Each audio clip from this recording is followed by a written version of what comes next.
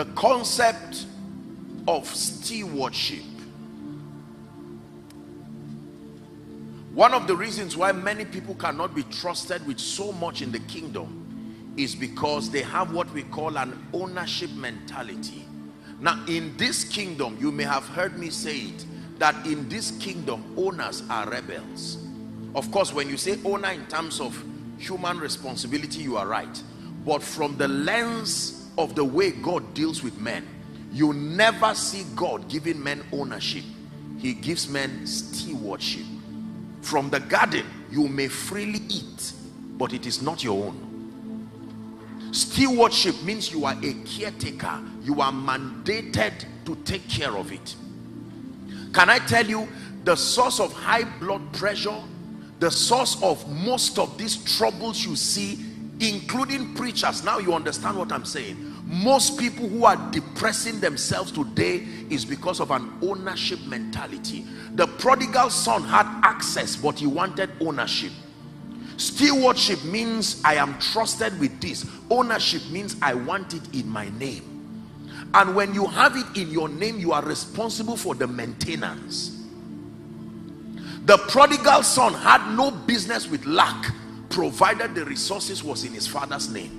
But he wanted it in his name. The moment ownership came, lack came, deterioration came, until he ended up with the swine. When Jesus walked upon the earth, he never called himself owner or father. He called himself son.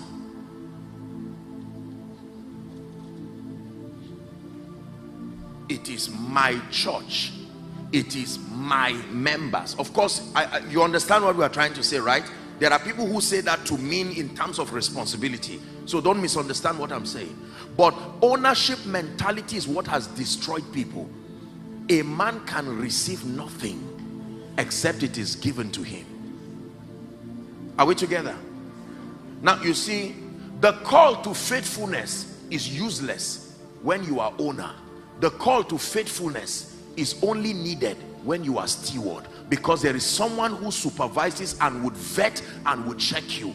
If I own something, no matter what I do with it, it shouldn't be your business. Is that true? For instance, I can decide to buy a bottle of water and pour it on my head. You have no right to say, what are you doing?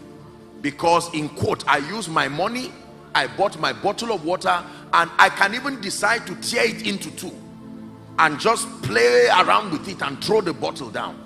But if you gave me and you said, I'm trusting you with this, there will be no misuse, because I am aware that it is not my own. I have access to it. Look at this. When a landlord gives you, when he gives you access to be a tenant in his house, the landlord, even though it is his house, he does not have a right to come and bump into that house. Is that true? However, you are forced to manage that house because you know that there are terms and agreement. And a time can come when the landlord will come to vet and say, no, you've spoiled my bulb, you've spoiled the ceiling, you've spoiled all of these things. In many tenancy agreements, when something goes wrong with the physical structure, who is responsible for it? You see that? He may charge you, but you will take responsibility to bring in electricians who fix it. I can tell you, the reason why there is a lot of recklessness in ministry is because most people believe it is my ministry. 1 Corinthians 4 verse 1 and 2. I need to bring to us a stewardship mentality.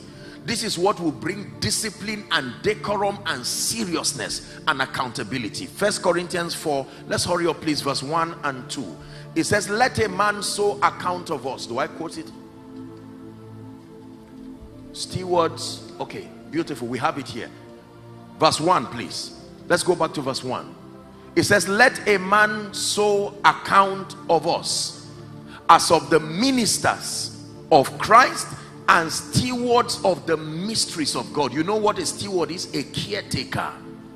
Verse 2, it says, moreover, it is required, if it is true that you are a steward, it is required in stewards that a man be found faithful. Say, I will be faithful.